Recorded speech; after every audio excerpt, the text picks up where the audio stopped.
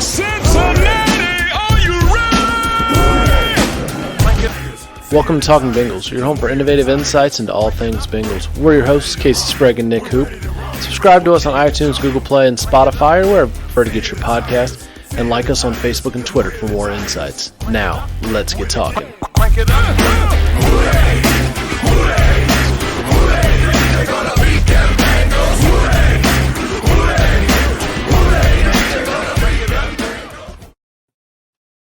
Hello and welcome into Talking Bengals after an exciting playoff victory by the Bengals yesterday. A game that kept you on the edge of your seat and really didn't know what to make of it until the very end. You know, just possible heart attack or stroke. Hoop, what did you have going on? Definitely a heart attack. I was freaking out. I was running as Hubbard was running. I was yelling. I was like, "Run, run, run! Come on, Forrest, run!" Yeah, that was one of those plays where, honestly, I was so frustrated. I'm like, they're going to take a go-ahead touchdown. And I went and grabbed something off the floor, and I turned around like, holy crap, what the heck? And just watching them run down the field. And I'm like, what happened? I got to see the replay. I was like, man, of course, the one time I'm like, I just don't want to watch the Ravens score a touchdown. The Bengals score a touchdown. So that's what I get for walking away from the TV for half a second. Just ridiculous. But, I mean, yeah, 24-17. I'm pretty sure I was the only person who guessed anywhere close to that on the predictions last week. Everybody else is thinking it'd be some kind of blowout. Yeah, Hoop's got some comments he'll make next time I pass the mic back to him. But just overall from the game, what were your biggest thoughts? I think my thoughts and your thoughts are probably going to be pretty similar. I think Joe Burrow is he's kind of hit like a plateau, or kind of like he feels like he's kind of in a rut. Kind of like the similar to a batter's slump, where he's doing something wrong, but he's trying to figure it out, and hope he works it out before we play the Bills on Sunday at 3. So I think I don't know, Casey, you want to do big takeaways next, or do you want to do where do you really want to go with it? I think we just a big takeaway. I think what you just hit on was huge, though. Yeah, Burrow still did not seem like himself, and everybody's going to be like, well, then Jonah Williams got hurt. But Burrow has been able to overcome so much, and it just looks like he's flat. I mean, did he play the worst game of his career? I don't think so. But did he play a great game? Absolutely not. So it's one of those you got to wonder, when are we going to see the real Joe Burrow again? Because he's not playing to his full potential. And, yeah, the Ravens have a tough defense, possibly the toughest that they're going to face throughout the playoffs. But at the exact same time, when you're a marquee quarterback, that's what you're paid to do, is come out here and beat those great defenses. They found a way to win. But I really feel like this victory is probably 80-20 defenses to, thank for the win, not really the offense. So what big takeaways do you have? I think that one of my big takeaways is that I was right that, Mike Hilton would have to step up, and like he did, the offensive line, and then offensive line really played a key role of, us really not doing all too much with, Burrow getting pressured a lot, sacked, was it 3 or 4 times the whole game? It was 4. Yeah, and then you have Wilson up the middle in the linebacker crew, along with Sam Hubbard. I mean, I think everybody could have probably made the prediction of, the key players and the big players. I think that Higgins really stepped up when Chase wasn't able to get open because he was double covered. I did see a whole lot of defensive holding and defensive pass interference on the Ravens that wasn't called. We knew that the refs were going to be a part of the game. I don't want to be a Debbie Downer or nothing, or negative Nancy, but I mean, when you're sitting there watching the same game that these refs are, and you have, what was it, Peters punching Joe Mixon in the stomach, and he's not ejected from the game. I mean, that is complete and over, violence right there. That's exactly what the NFL is trying to avoid. And actions like that, they've gotten Bengals players kicked out of the game, and rightfully so. I mean, you just can't do that. You can't allow that, and there's no tolerance for that. I think I saw something, a few minutes ago scrolling Facebook when one of the Bengals groups where they were talking about the refs that decided not to kick out Peters. They may be facing, suspensions or, not being able to ref in certain games or whatever. I don't know what the consequences would be, but I mean, they do need to face some consequence because he played a big role. I mean, not only that, but he made a couple big hits. I mean, there were several times where he was all over Higgins and it just wasn't called, and it's just, I think that the lack of penalties really spoke volumes to the amount of what the refs were letting everybody get away with. And now Taylor Britt, he does have a problem with getting his hands in the receivers' faces right off the line. What is the second, third week in a row he's gotten that same penalty? I mean, you can't do that. I mean, come on, that's a mental mistake more than a physical mistake. And, it may be a rookie mistake or it may just be that's what he does. We don't know yet because we've only seen him play this season and only for part of this season for as much as he's played. So really going to need to, take down the mental mistakes and correct those and try to grow from those experiences. And coming into Buffalo, our offensive line, I don't care who's on it. Everybody there has experience. Everybody there knows how to play. They're all professional football players that are getting paid a lot of money to be on that field. So they all have something to show for it, and they need to come out and perform. Yeah, and I mean, Peters, I think he actually, as funny as it might sound, got a benefit from, I don't know which Bengals player it was. So after he hit him the first time, whoever it was grabbed his arm and wouldn't let him come back down to hit him again, or I think he probably would have been ejected. He still should have been, but he probably would have been if that player didn't grab his hand and keep him from doing it a second time. And yeah, and I know it's the playoffs. You don't want the refs to decide a game as far as, with too many, ticky-tack type calls. But yeah, some of these were obvious pass interference or holding and really obvious situations. I mean, when T. Higgins can only get one hand up, he's being held. He always gets two hands up. So if you don't see him get two up, he's being held. Luckily, they don't have to play the Ravens again. I don't feel like the Bills are going to play that level of, questionably dirty. I mean, I don't want to sit here and say it was nothing but dirty from the Ravens, but I don't think the Bills will play that way. That's not their MO. I feel like it'll still be a tough, gritty game. It'll be a physical game, but there's not going to be, those trying to antagonize people, trying to bully them into making mistakes. I don't feel like that's going to be the way this next game goes, but I will think it's going to be an uphill dogfight, and the officials may have a part to play in that. I mean, the Bengals don't get the benefit of playing at a neutral site in a game where I think they should, because they didn't lose to the Bills. So everyone said, yeah, the Bills finished with a better record. Okay, but they didn't actually play each other. They could have both had the exact same record, which meant the Bengals would have home field advantage.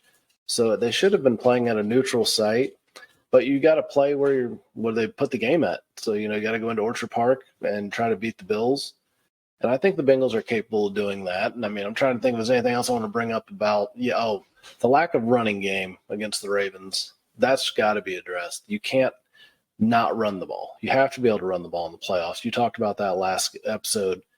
And if you don't have the ability to run the ball, you're going to become one-dimensional. And I think that's what got the Bengals killed in the second half, is once they abandoned the run, they tried one play here and then they're like, okay, we're just going to keep passing and passing and passing. It makes you easy to predict. And if you're dropping 7 or 8 people in coverage on every play, it's really easy to stop even 3 great receivers. If you can have 4 pass rushers getting to the quarterback as quickly as they were, it's hard to get receivers open at that point. So they got to figure out how to get the running game going. I don't care if you let Mixon run, if you say, you know what, forget you, Joe Mixon. You did not have a very good game. You dropped some passes. You couldn't run for anything hardly. And let P. Ryan run, Chris Evans. I don't even care if you put Travion Williams. Put in whoever is getting yards. Just put somebody in the game. And I'm going to let you echo that because I see you got something to say. Travion Williams, P. Ryan, Chris Evans, they've all gotten positive yards every time that they've ran the ball. Joe Mixon, I think he's a good running back. He's at least average, if not slightly above average. Take your career to new heights with constructive curiosity. Whether it's career coaching, mental performance training, or business management consulting, Constructive Curiosity has the insight to get it right. Visit constructivecuriosity.com to get started today. When you're looking at the broad spectrum of running backs in the league, I think that Pirine has more of a power running style than Mixon, and I think that our offensive line for the Bengals blocks a lot better in a power setting to move the guys forward, especially our younger guys. Was it Carmen? He's a great power run block. That's what he did in college.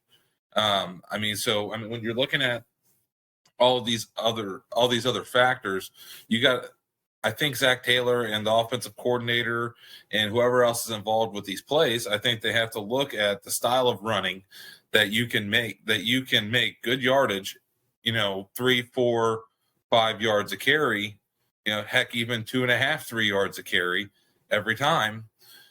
And when you can do that, you take away that double coverage on, Chase and Higgins. You take that double coverage away from Hayden Hurst on the inside when he's out in the slot instead of at the tight end set. And you take away that double coverage, and then that opens up your passing game so much. And I think Chris Collinsworth was even talking about it. The Bengals haven't established the run game the entire game. They haven't established that they can actually run the ball. And they were trying to run those, read options, when you're running out, just kind of fanning out, and wherever the line can block, they block, and Mixon can't run that. Our offensive line can't block it. Therefore, we shouldn't do it. What are you not good at? Well, let's not do that, because we're probably not, we're not going to get any yardage. So I think the best option for us is a power running style or an AFC North team. That's what all of our offensive linemen and our running backs have been good at. Mixon, when you get him running straight forward, he runs a heck of a lot better. When you don't get him stutter stepping, he gets 3 or 4 yards a carry. And that's even Mixon. You look at Pirine. Pirine, he hits people in yards after the first contact. He's getting, 3, 4 yards after contact. But that's just, that's Pirine. Look at where he came from. Look at the college that he played for. That's what he's used to. So, you just have to play to the positive styles, what our team can be good at. And you look at the strengths and you play with everybody's strengths, and you try to eliminate the weaknesses that we have. And I think I'll let you start off on defense and to talk about what we need to improve on a defense. But my main focus on defense is getting pressure on the quarterback on all downs, not just third. Absolutely. But before I get into that, just quickly sum up everything you said. Run the ball straight. Stop trying to run outside. But yeah, the defense, there was times last night where they made me really frustrated, and I didn't understand what they were doing, how they were letting, Tyler Snoop Huntley make these plays on them. And I don't want to praise him too much, but he had a really good game for a backup quarterback. He was making some incredible plays with a lot of luck on his side. He was throwing things up from everywhere, and they were getting brought down by his receivers and tight end. So, there is a little bit of element of luck there. But the Bengals played uncharacteristically bad against the run. They gave up 155 rushing yards, and, they left a lot of room for all the doubters. Oh, well, they just got lucky with that one interception and that fumble. If they wouldn't have gotten that fumble for a touchdown, they wouldn't have won. Well, what if coulds, whatever. They got it done. But the secondary has to play better, and the pass rush has to be there.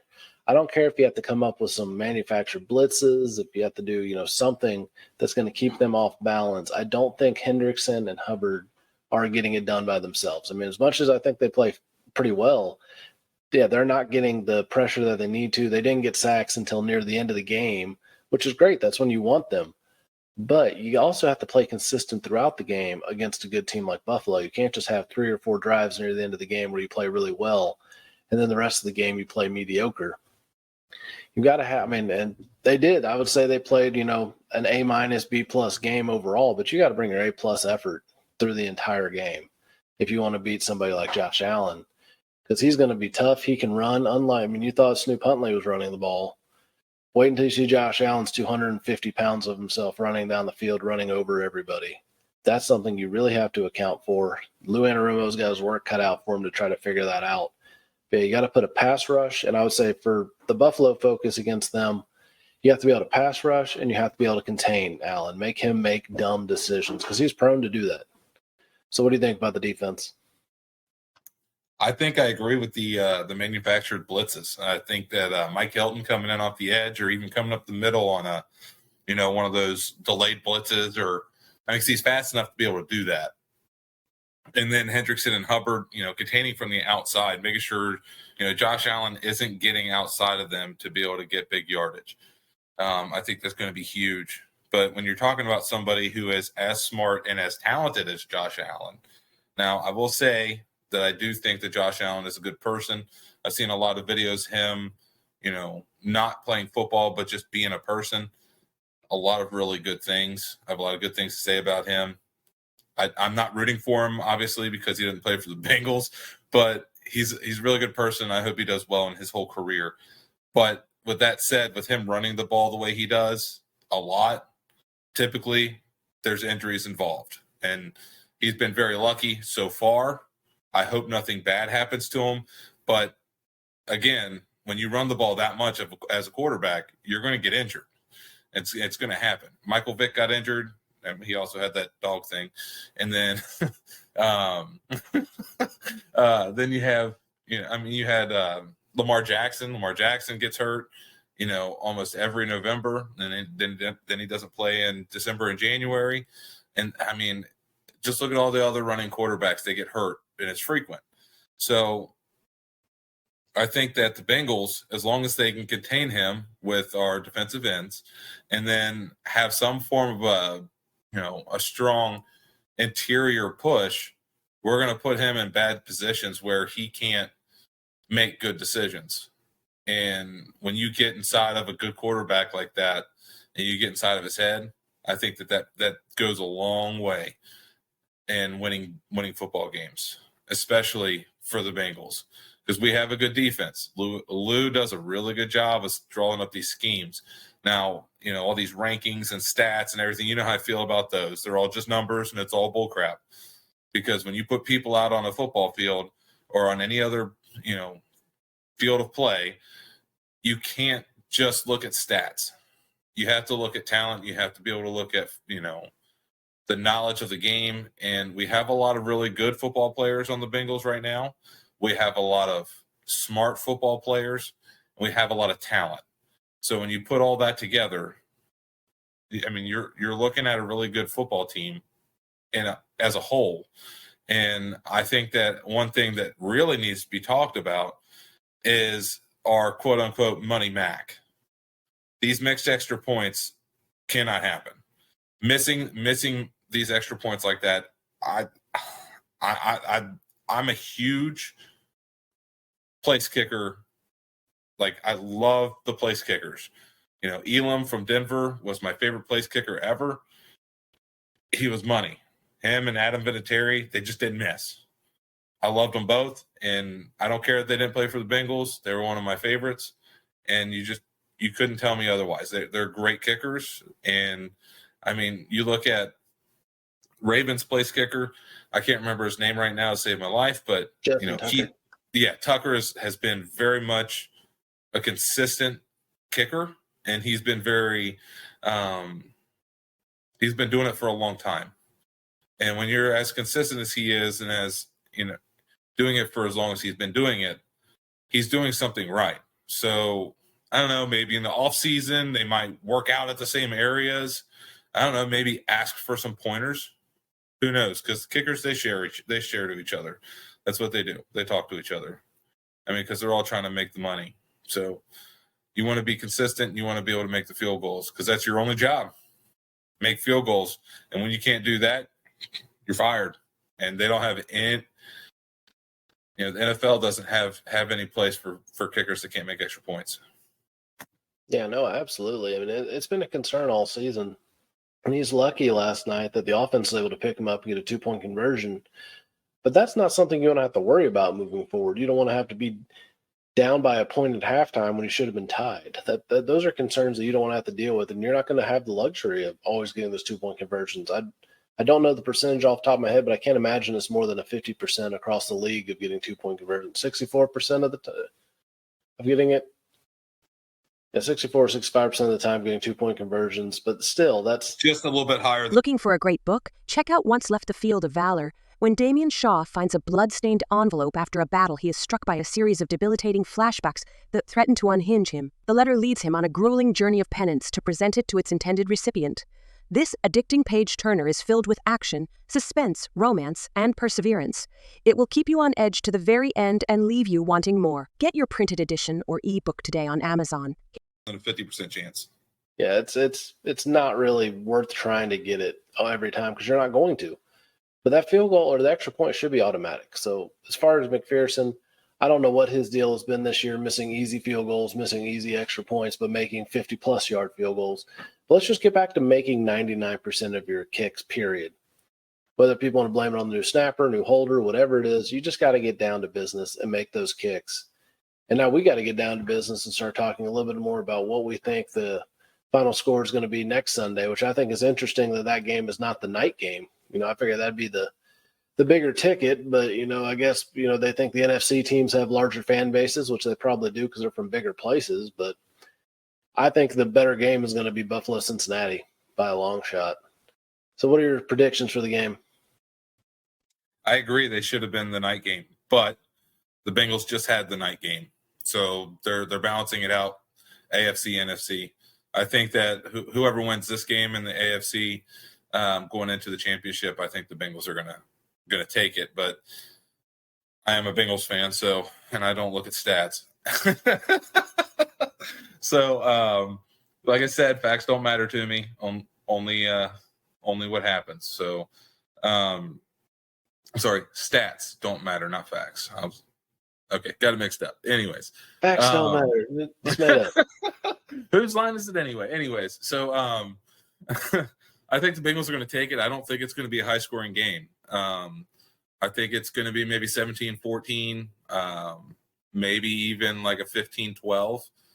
But I don't think it's going to be a very high-scoring game. I'll put my score prediction 17-14. You're going not high scoring. I'm going high scoring here, moderately high scoring. I think that there will be, bouts of back-to-back drives where both teams score, and then there's going to be drought periods in the middle of it. But near the end of the game, I think it's going to be a shootout to the end. This team's going to score, that team's going to score. And it's going to end up at 31-28 Bengals.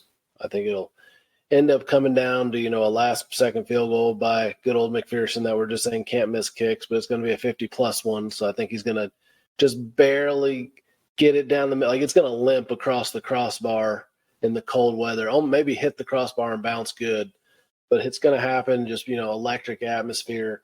But it's going to be a dogfight throughout the entire game. So before we get out of here with final thoughts, I am curious, do you think the Jaguars have any chance of beating the Chiefs? I think that if the Chiefs look down on them the way that the Chargers did, I think that because the Chargers, they got out big. They were probably thinking exactly what I was thinking. Man, Jags didn't come to play today. Yep. Well, apparently they were wrong because the Jags really did come to play today because they beat the crap out of them. I mean, when you score 31 unanswered points in the second half, that's pretty big. Anyways, so I think that the Jags do have a chance. I don't want to write them off because they did come back on the Chargers. Chargers were a really good team. I think Herbert is a really good quarterback. I still don't like the Jaguars quarterback, though. He doesn't play at the caliber that Mahomes, Burrow, and Josh Allen play at. So I don't know. If Mahomes doesn't have a good day, I think that the Jags will beat him. Yeah, I feel like I think it's going to come back to Mahomes. Yeah, the Chiefs have been flirting with disaster. I mean, you could say that about the Bengals, Bills, the Chiefs. All three have been flirting with disaster, honestly. That's why it's kind of funny that the Bengals and Bills play because one of them will probably end up having their disaster. But the Chiefs have almost gotten beat by a bunch of teams. So I feel like the Jaguars are probably a team that they're not going to say they're sleeping on, but they were anticipating the Chargers. And then the Jaguars go, we can shut these guys down. And they're just chippy enough. So I'm hoping the Jags can pull it out and that the Bengals pull it out against Buffalo, and then we can host an AFC title game. But what are your final thoughts for this one? Let's host an AFC title game.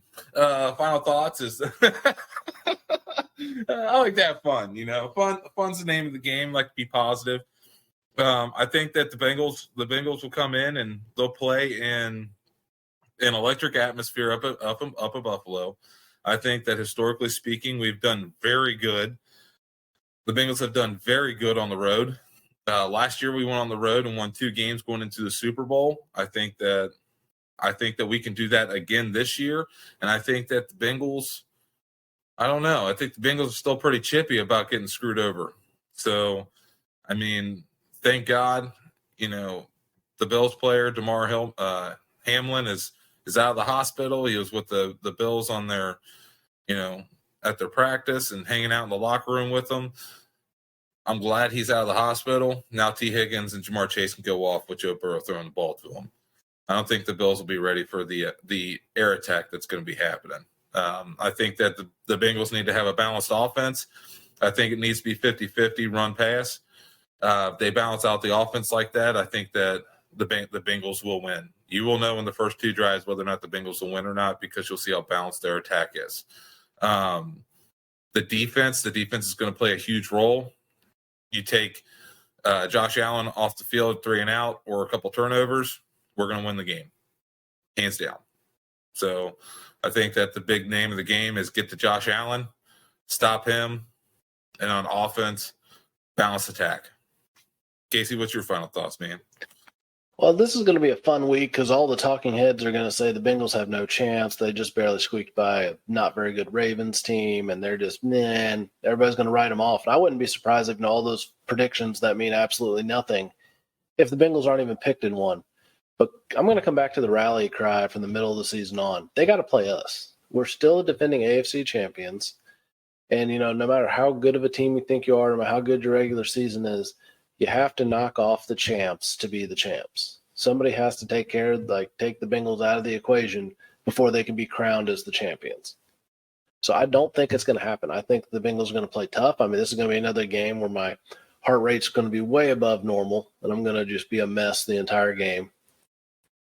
But it's just going to be – I think it'll be a fun game to watch. Hopefully it's not as stressful as I anticipate, but I just hope the Bengals can pull out a win. But that's going to do it for us on this episode. So check us out on iTunes, Google Podcasts, Spotify, any of your regular podcast vendors, and follow us on Facebook. And hooday. Hooday.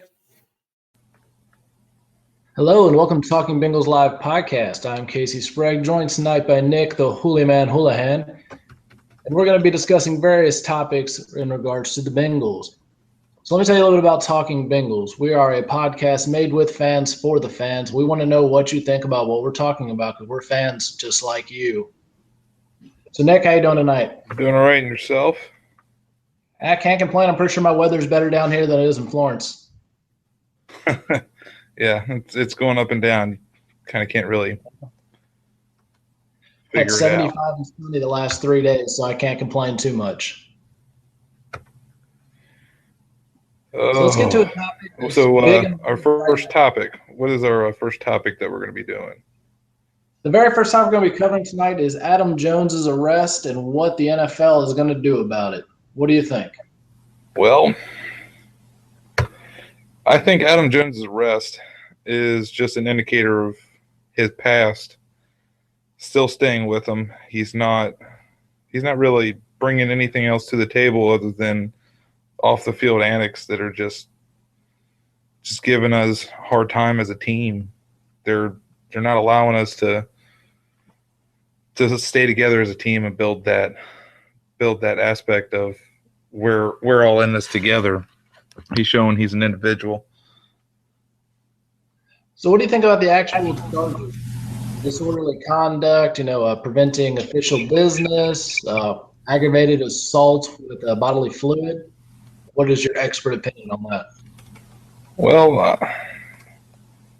I wouldn't say expert, but I would say that you're not going to get charged with something like that, like spitting on an officer or disorderly conduct, something like that, unless you're being pretty disorderly.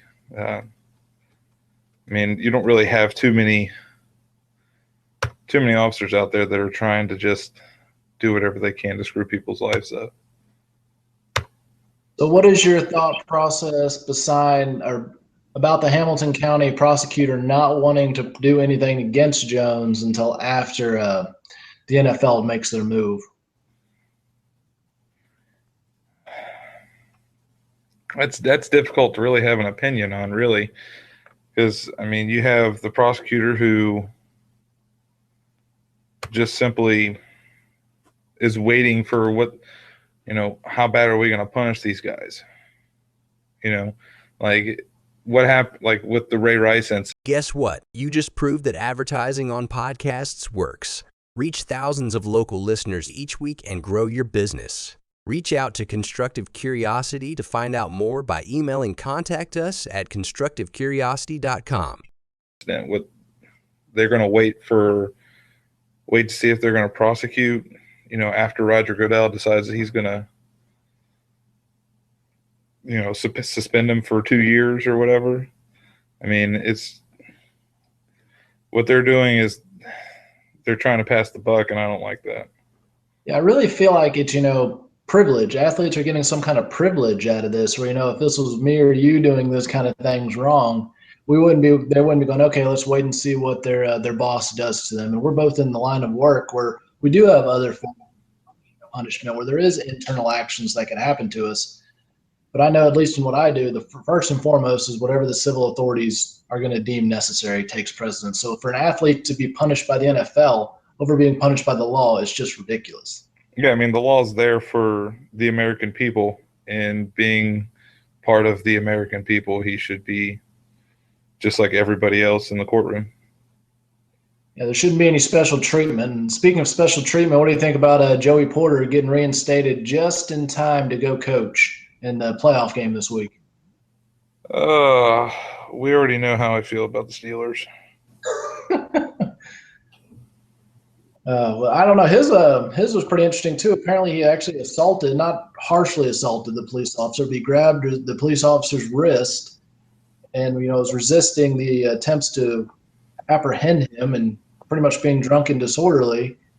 And it kind of goes hand in hand with what's going on with Pac-Man Jones right now. They're both getting special treatment for being athletes. Yeah.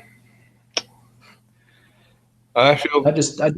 It kind of sickens me a little bit, especially since it's a Steeler.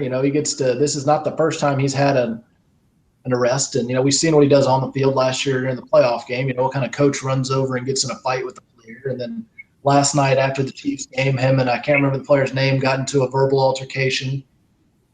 It's just not professional. For a coach, you should be held to an even higher standard than a player. Well, even players, you're getting paid – top dollars to play a game that, how many people, at least do we know, that would love to be in their shoes, that would give whatever we could to be in their shoes, to play professional sports and get paid like they do. But even so, on the coach's level, I mean, you're the example. You got to set the tone for the rest of your team. And when you have a coach that's doing the things that, Porter's doing, doesn't make anything better for the rest of the team, and it goes to impact negatively on your team, the franchise, and the history of your team. Oh, I agree 100%. Do you think the league is actually going to do any kind of punishment before the Steelers out of the playoffs? Because I personally do not see that happening. That's hard to. That's hard to come up with a good opinion on, because they've been so, they were quick on some things, and other things they're like, oh, we're going to wait 4 months. So it's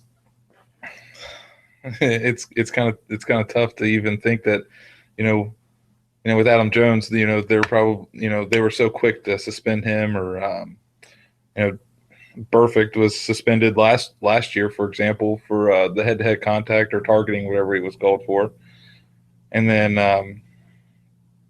you had the Steelers linebacker who goes head-to-head with Geo and, doesn't get any repercussions at all. Absolutely. And, I know there'll be uproar in Cincinnati if Adam Jones is, suspended for the season and Joey Porter's on the sideline week 1. Cincinnati will just go nuts at that point. Yeah, that'll be a double standard. Well, we're pretty used to double standards when it comes to the Steelers. All right, so moving on to another pressing topic right now, and I know it's one that's got me very curious, is what are the Bengals going to do in free agency? What do you think our top free agents that need to be re-signed are? I would say Whitworth, number one. I mean, he's been the backbone of our O-line. I mean, you surround him with good, solid linemen. You possibly bring in somebody from, that's a free agent from another team that has experience, and you build your line around them. And having that experience on the line is going to allow them to really succeed and be able to protect Dalton. I mean, they did a terrible job at that this year. Oh, absolutely. And then Trey Kirkpatrick, the Bengals are almost in a situation, I think, that they have to re-sign Drake Kirkpatrick because, in my opinion, they need to let Adam Jones go no matter how much they're going to have to pay him. Well, let's go back to Whitworth for just a minute. I mean, SportsTrack.com has said that Andrew Whitworth is the best offensive tackle that's available in all of free agency this year.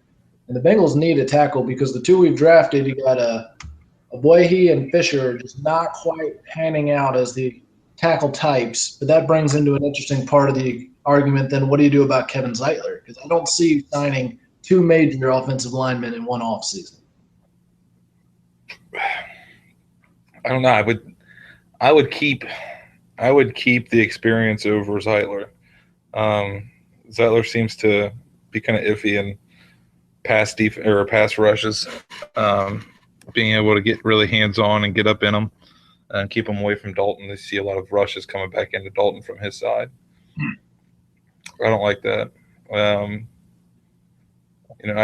You have to be aggressive on a pass, on a pass block, and you got to be real physical to get up in their bads and stay with them.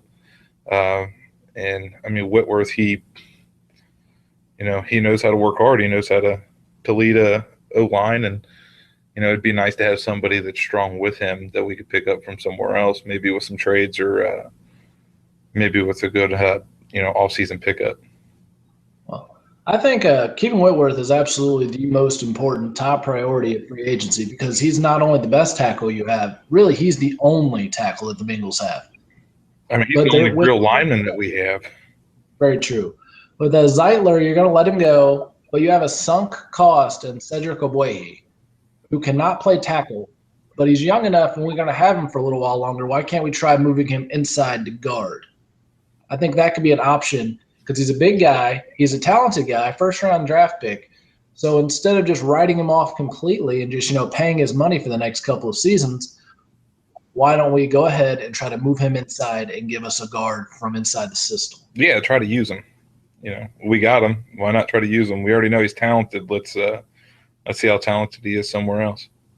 I mean, looking at the rest of the offensive line and different offensive free agents, Eric Winston, I don't think they should keep him, but will they probably keep him? Yes, because, the different connections he has, president of the Players Association for several times around, so he'll probably end up staying, I think. But so we'll quickly just rush right past him because that's not an important one. Nobody really cares if we keep him. He's just there for what he brings off the field.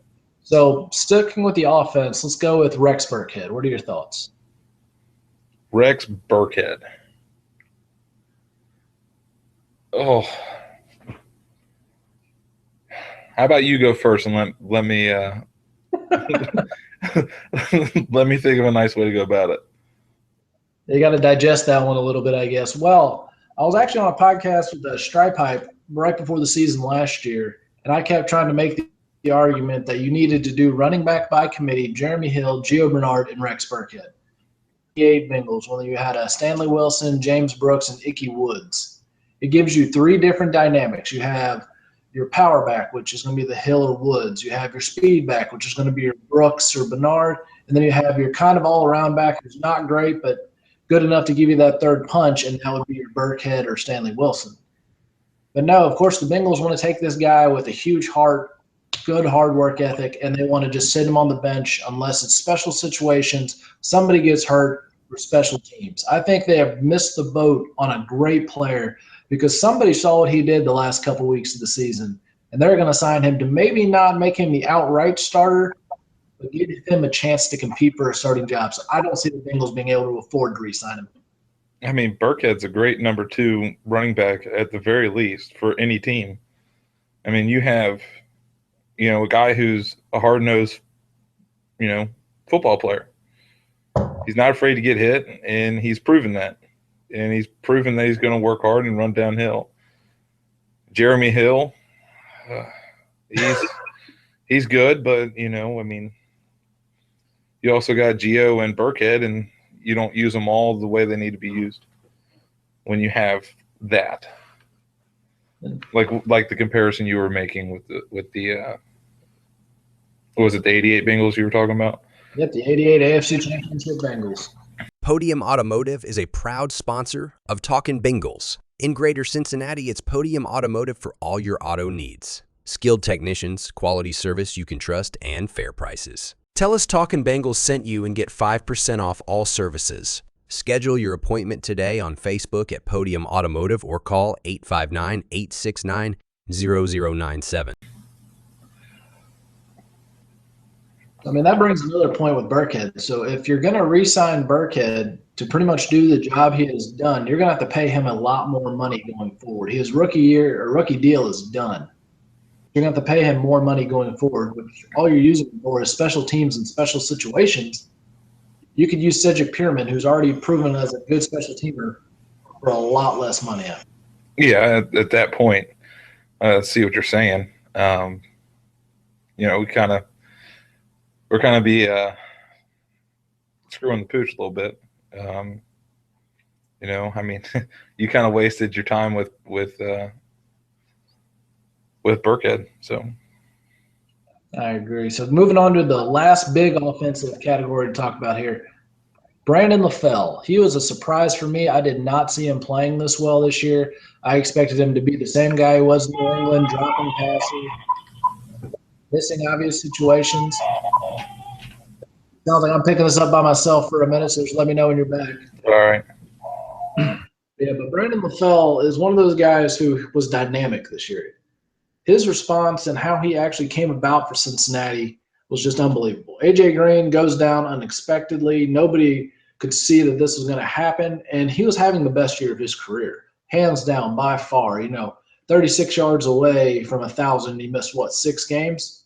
So they really had a big hole there because Boyd was just not quite there. And Cody Core, though I have faith in him, which we'll get to later, and I feel like he could be a great player for Cincinnati, him and Tyler Boyd were just not quite there.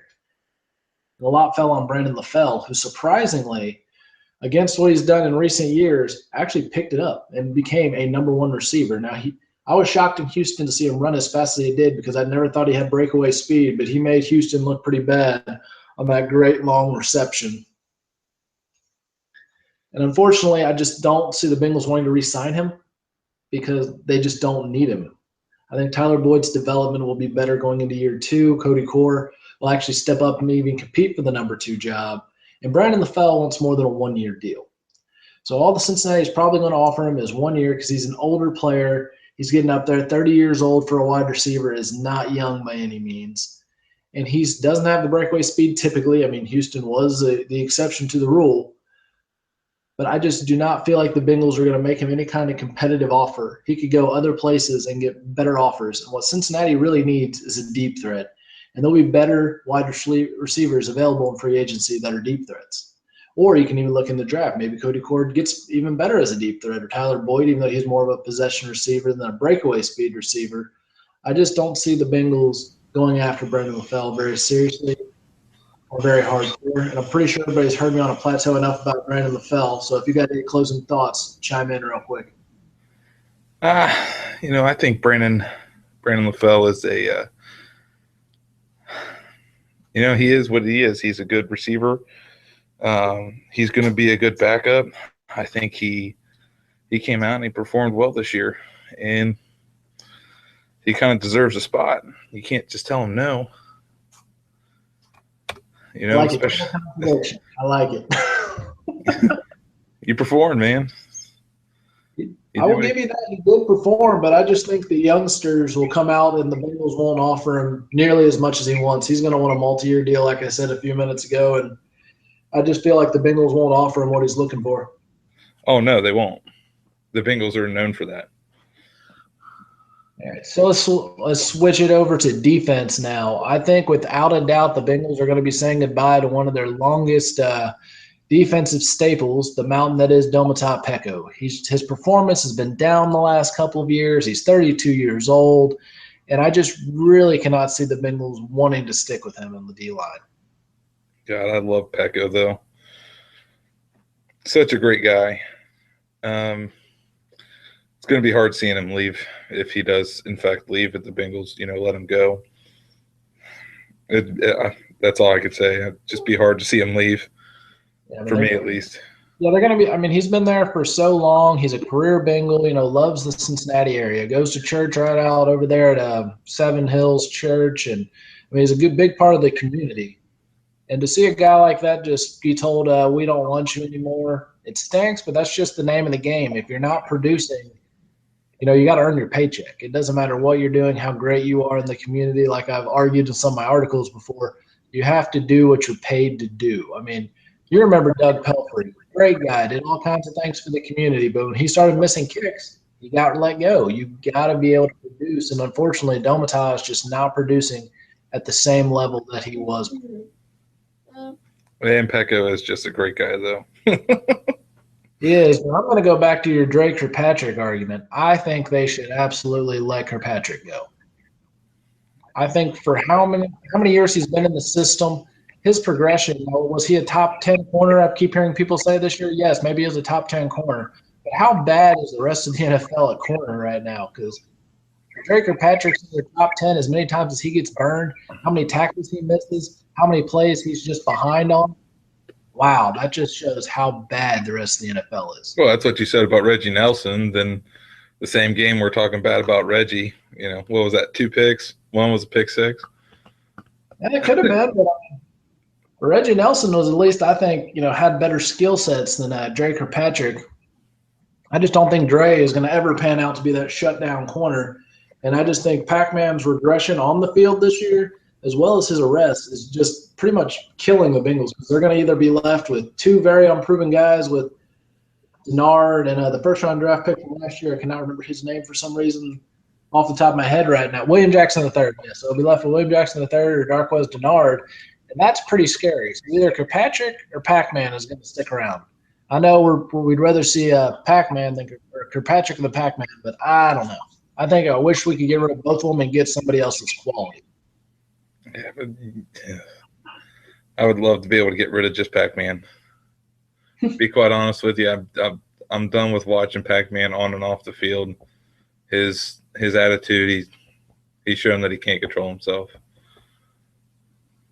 His antics are a little bit out of control, and maybe this will be another year where we first-round draft pick a corner. I really hope not. I hope we get a linebacker or some kind of pass rusher. Yeah, we need a good D-line. Maybe it's another safety or corner. God help us if that's what they do. We need everybody. Everybody, I don't know if I'd go quite as far as everybody, but we do need a lot of help. We need an offensive line, a D-line, linebackers. There's some secondary help that needs to be had. Maybe one more good wide receiver. Can we find a running back? Well, as long as AJ Green's good next year, I think we'll be, we're pretty good at the receivers. We just need that solid 4 or 5 receiver to come in and give AJ a break. And well, who do you see as the number 2 receiver next year? It's a good question. Who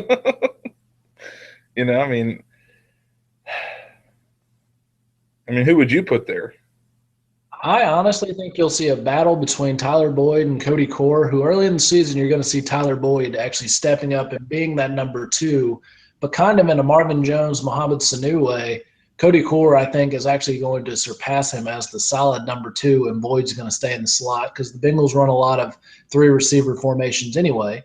So therefore, you'll still see a lot of Boyd, and he'll get a lot of features, but Core, I think, is the better outside receiver. Yeah. It's a good argument. I would have to agree. I don't think I can argue against that. And you know how I like to argue Makes me against feel you. good. I get to silence the Hooli Man. That makes me feel great about myself. All right, so let's move on into our next segment here. This is kind of something we were brainstorming and talking about. I'm going to ask you a question. You're going to tell me what you think, whether you're going to roast it or boast it. So the very first question we got, Jeremy Hill will be the number one running back for the Cincinnati Bengals going into 2017. I think we're going to boast it. I think he's going to be training harder than ever this year. And I think he sees that he's the running back the Bengals want. My son's laughing at me, but I hope I'm right. I hope I'm right, because it'd be nice to see Jeremy Hill run downhill the way he needs to. Now, I'm going to wish I could say roast it and that we get rid of him, but I'm going to have to boast it as well, just knowing Mike Brown and how he operates. Jeremy, in the last year of his rookie deal, he's not going anywhere because they're going to have to pay him one way or the other. And maybe he does play hard. Maybe this is the year he realizes, hey, I'm not only auditioning for this job at Cincinnati, but I'm auditioning for the entire NFL. Yeah. Popular year, then who's going to want to sign me? Cincinnati doesn't want to re-sign me. Nobody wants to re-sign me. Then he's going to end up working at a Walmart or something else. And that's probably not what Jeremy Hill wants to do. And I mean, great interior runner. He's great on the goal line. He's just not the kind of guy I think Cincinnati's going to want in the long run unless he's putting in the work. Yeah, I think you're right. I think he on the whole advertising himself thing, he's either going to kick it up a notch because he sees that, hey, this is my last year, and if Cincinnati doesn't take me back after my deal's over, I have to advertise myself at least this year for another team to show them that I can do it and make it worth their while for taking me. So that brings up another question. Stick with the running back. And is Giovanni Bernard going to bounce back and be 100% this season? I don't know. I hope so. Having his side to side and second and longs, being able to run the ball in second and long with him, to know that he could break one for a good 15 to 20 yards. That's a good thing to have. But I don't know. I don't think it'd be right to speculate on whether or not he's going to be 100% until we see him. So we're towing the line of the roast or boast right there. Yeah, I'm going to be sitting on the fence on that one. I'm not going to roast or boast him. I feel like I'm going to have to boast that he'll be 100% because Cincinnati needs him. Right now, the running back situation without Gio Bernard, you're just getting that very, very, very vanilla Jeremy Hill out of the backfield. Jeremy Hill running up the middle. Jeremy Hill not making anything happen. Jeremy Hill getting tackled for a 5-yard loss. And that's not something I really want to watch. So moving on to our next question. Roasted or boasted? Ray Malaluga will be a Bengal at the start of the season. Roast. Roast. When I say roast more, just roast. Roast times a that needs an explanation for it. Just roast him. He's not stepped up the way he needs to. He is supposed to be a leader, and he's not. I think for Malaluga, to be the quote-unquote captain at one point, and then all of a sudden an undrafted rookie free agent comes in, takes your job, is the best linebacker on the team, when you're the quote-unquote stud out of USC who's supposed to be the greatest linebacker that we've had in a long time, and he's just never stepped up. He misses too many games. I mean, you have to roast him. There's no other choice. I feel like USC running or linebackers and the Cincinnati Bengals are terrible together. Keith Rivers is another one. Oh, he's going to be the greatest thing ever. Gets his jaw broken and never makes it back. Ray Malaluga, come on. Just roast every USC linebacker. Keep them away from Cincinnati. Yeah, they come to Cincinnati and they're soft. I think it's a USC problem. Carson Palmer. Oh, my knee. Yeah, so we all want Ray gone. Please get rid of Malaluga. He's just taking up a roster spot. And you could take him off completely and then promote another Ray called Vincent Ray. Yeah, which is a hard worker and will hit people. Exactly. That's what the Bengals need, more hard-nosed people who make plays, play hard, and don't just sit over there and do nothing. I got a question for you. What do you think about Vontez Burfict? Ooh, Montez perfect. Now let me start on it. I'll give you my little take. I see him kind of like a Ray Lewis, a hard-nosed football player who wants to hit people hard and doesn't really think about the consequences while he's hitting somebody. And I think you need that aggression on your defense, especially in your linebacker core, to have that. I think that's something that you need. But is he smart enough to stay? That's a good argument. I mean, he is, in my opinion, the best interior linebacker in the league. Now, is that biased because I'm a huge Bengals fan? Of course. But I've even heard other people talk about it from around the league. He is a great interior linebacker, and he is the catalyst for that defense. Without him, they're not nearly as good. They struggle. They're not motivated. When he came back this season, they became completely better, 100% better. They stopped struggling as much. But his biggest problem is what he does when he doesn't use his head. Getting personal fouls, getting in people's faces, pushing people down for no reason. I understand you want to play hard, you want to intimidate people, but you can't play dirty. You're hurting your team. Yep, I agree. And that's the smart part. I feel as though, using your head after the play's over, using your brains, your common sense, getting you through the play to make you, to make the play and just make the play and act like you've been there before. It's one of those things that I think he may struggle with if we don't address that issue in the locker room. Well, he needs to get somebody to get him under control, whether it's the defensive coordinator with Gunther, whether it's Marvin Lewis, whether it's another player. Somebody needs to just say, you are a great player. You're a leader on this team, and we need you to always be a leader on this team. Use your head. Don't hurt the team. Don't cause us to lose games or yardage. It's suspended because whenever you're not on the field, we're not as good. Exactly. Now that we've beaten that dead horse for a while, let's move on to our next roasted or boasted question. A.J. McCarron will be a Bengal at the start of the season. You go first on that one. I'll defer to you. I'm going to say roasted. He should not be a Bengal at the start of this coming season. Why? Yes, he's a good backup. We've seen what he can do on the field, but we can get some value for him right now. We've gotten a lot of value for him after last season when we saw what he could do on those 4-game stretch and then how well he played in the playoffs, bringing them back and actually winning the game that Jeremy Hill fumbled away. Burfict and Pac-Man Jones decided to do their thing, and they pretty much somehow gave away an easy win. He fought all the way back, so we saw how resilient he is. So there's value. And I really hope the Bengals don't do it, but the most dangerous place that I could see him going would be Cleveland.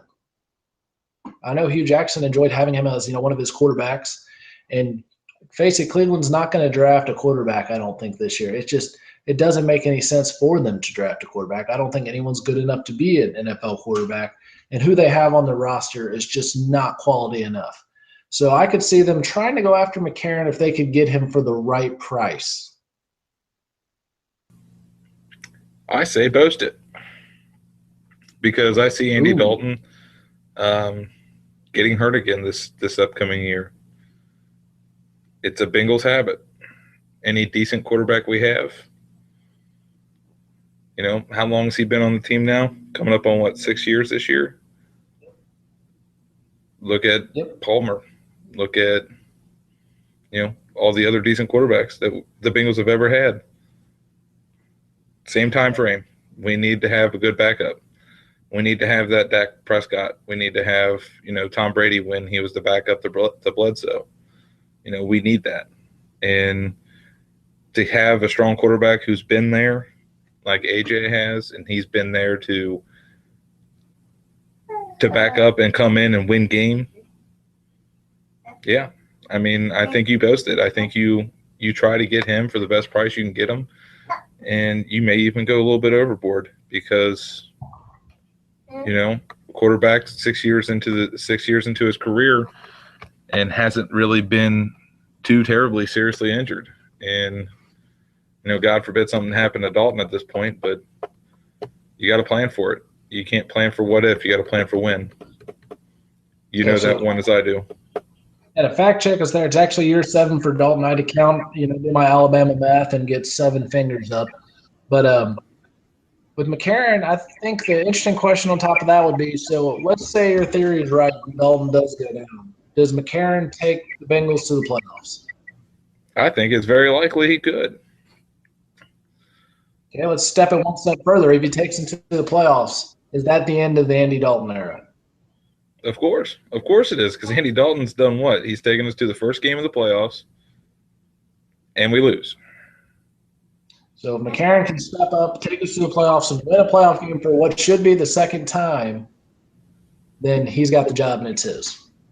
Yeah, I would say so. I think that is a fair assessment. I think that when you have a backup quarterback who has been there, he's paid his dues, he's there, he's waited for it, and he showed, he's got the ability to do the job, and he does the job.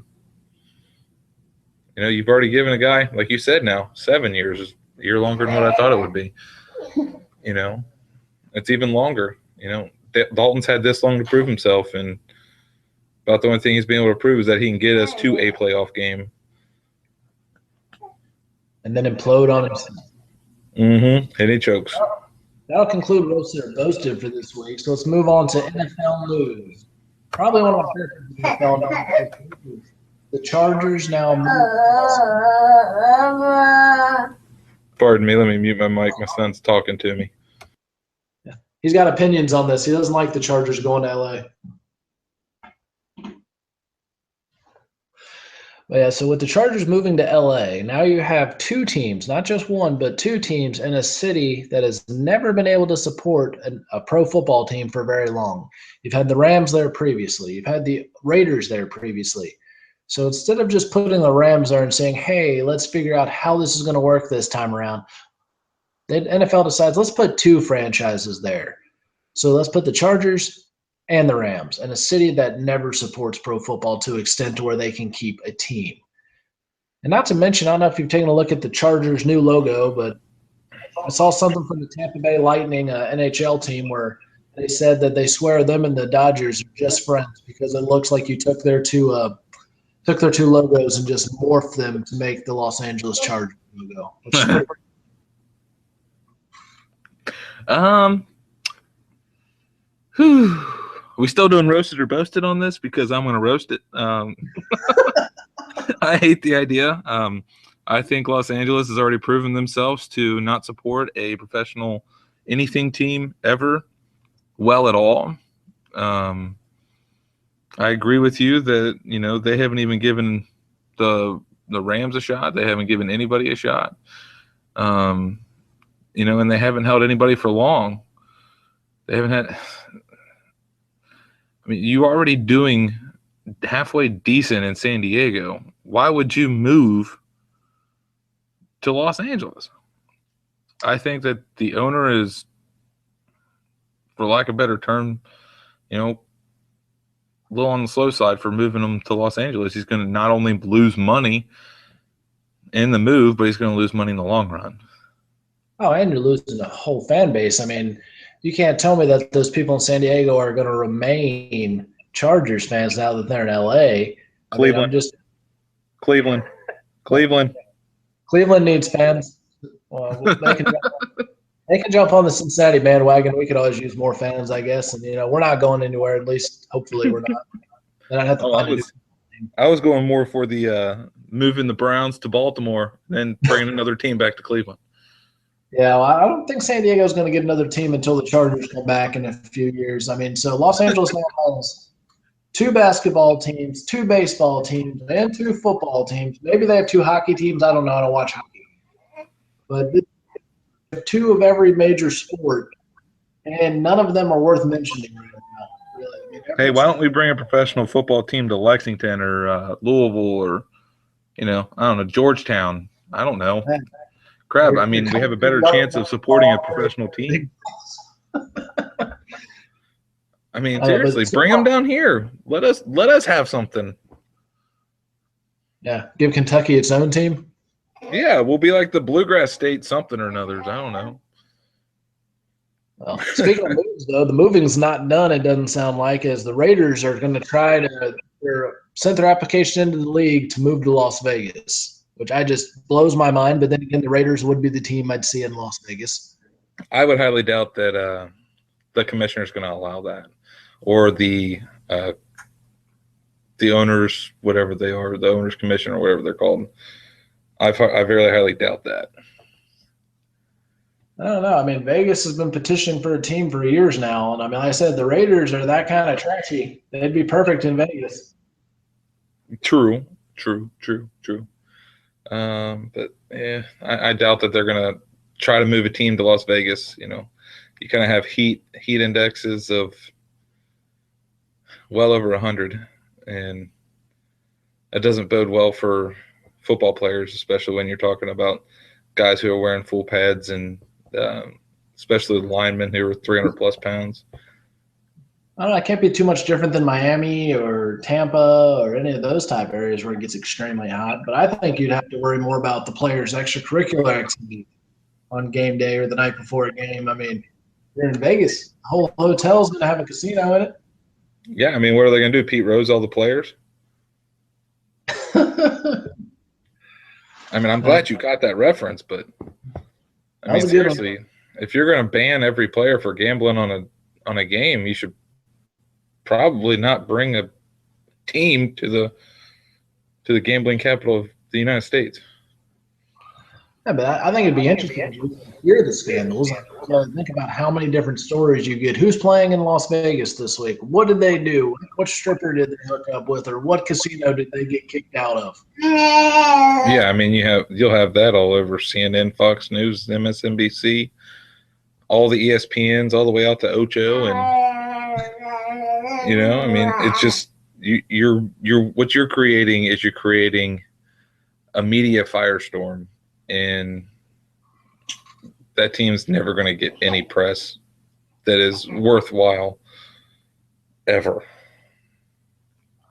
I don't know. I still think it'll end up happening. I don't think it's a smart decision. Again, I don't like that these teams move in cities, but I think it'll end up happening just because the NFL anymore is all about change. They want to change where the extra points kicked from. They want to change where the kickoff is. They want to change how far a touchback goes. They just want to change. They don't want to stay the same. They think everything, since the Obama's first administration where, I'm here for change, everybody thinks everything has to be about change. And I'm just tired of it. Yeah, we're going to have to talk about the whole field goal change for the extra point. That's going to have to be a whole nother topic on a whole different podcast. I have some very strong feelings about that one. All right, so speaking of next podcast, we're kind of starting to wind down here. So I'm going to give you a few minutes to bring up anything you'd like to say in closing. I would like to say in closing, first and foremost, Pac-Man Jones needs to go. He has shown not only in the past, but in the present, and he will show in the future because history is a terrible way of repeating itself, as we have seen with every incident that Pac-Man's been involved in. He's got to go. And at this point, you just got to count your losses with the money you're going to be paying him and call it a day and just replace him. He's a replaceable player, and he's got to go. We need a kicker, a place kicker. That will be another podcast. The same podcast about the PAT. So in closing, what I got for this week is, unfortunately, Marvin Lewis is not going anywhere. I don't know why the Bengals are going to stick with him again. I know he's under contract, and that is a Mike Brownism. We can't spend money on somebody and not make them do their job, which would make sense if they were doing their job to begin with. But Cincinnati is missing out on a lot of great possible coaches this year. I feel like next year, after Marvin's contract is up, the market's going to be much thinner. You're not going to have as many good people to go after. The defensive coordinator from New England's a guy I like. I can't think of his name off the top of my head right now. He's not going to be there. You're also, I'm not a Steelers guy. I hate the Steelers so much, but Todd Haley's probably not going to be there. You're just missing out on a whole lot of good possible head coaches. And you're not going to have anybody to go to. You're going to have to promote, Paul Gunther or Ken Zampese, which is absolutely insane. Those are not the kind of people you need as a head coach. Cincinnati needs some fresh blood. They need somebody that's going to lead this team because you have a playoff and Super Bowl caliber team. A.J. Green's going to be back. Andy Dalton performed outstanding this year considering he had no offensive line. His best weapons were hurt pretty much all the season, but he still produced. And they're just going to throw him away and say, oh, well, let's let Marvin have one more shot at it. 20th time's the charm, it seems like, for them. I know it's not been that many years, but I wish I had this many chances to do good at everything in my life, just be very mediocre. And Cincinnati is buying into mediocrity, which is a travesty. And they need to just find a coach who can get us to that next level. And it happens. You've seen Denver, fire a guy. 2 years later, you're in the Super Bowl. And so it's not the only thing that the Bengals can do. They just refuse to change. That's ownership. It is ownership. Yeah. I completely 100% agree with you. I think Marvin needs to go. I think he needs to go, and I think they need to make that change this offseason. If they don't make that change, it's going to be never a good thing for them. I don't think it's going to be a good thing for them at all if they don't make the change at the head coach position, especially with the aforementioned coaches that you were speaking of. And I hope I'm wrong. I hope Marvin sticks around and we win the Super Bowl and I have to eat some humble pie this time next year or, a couple of weeks from now. I'll be totally okay with it. I will be the happiest I've ever been to be wrong, but I just don't see it coming. But we will be back next week with more Talking Bengals Live. We'll be back at 9 o'clock Eastern Time, 8 p.m. Central next Monday night. Nick, you got anything to say before we get out of here? Thank you guys for listening if you were actually listening. Have a great night. We'll see you guys next week. Thank you for listening to Talkin Bengals. Be sure to like and subscribe to Talkin Bengals on Facebook and Instagram at Talkin Bengals. You can also listen to Talkin Bengals on your preferred podcast provider. See you next time. Hoo day.